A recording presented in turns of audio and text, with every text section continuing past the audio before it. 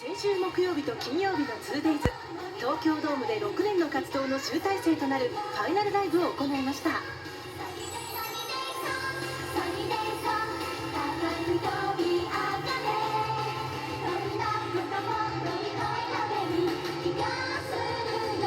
ともとミューズとは女子校を舞台に少女9人の成長を描いたアニメ「ラブライブ!」の中のアイドルグループ。その9人の声を担当する声優たちもアニメとシンクロする形で活動。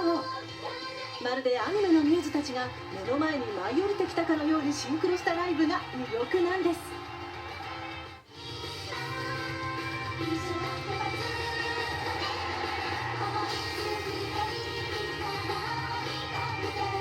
この6年間でいろいろね、葛藤とか練習いっぱい頑張ったりとか、泣いたり笑ったりがいっぱいあって、本当になんか6年間の高校生活が楽しか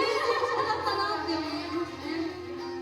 デビューシングルはオリコン100位圏外など決して順風満帆ではなかった彼女たちですが、去年は紅白歌合戦に初出場。夢であった東京ドームまで駆け上がりました。その姿にファンは9人も頑張ってるし、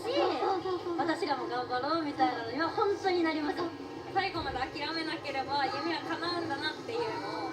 残してくれたんじゃないですか。そして全42曲のラストはメンバー、そしてファンたちの夢を乗せた旅立ちの歌「僕たちは一つの光」で締めくくりました。泣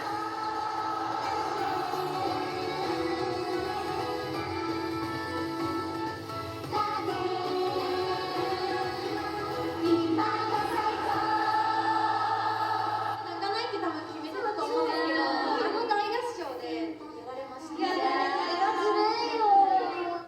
一緒に物語を叶えてくれて本当にありがとうございました。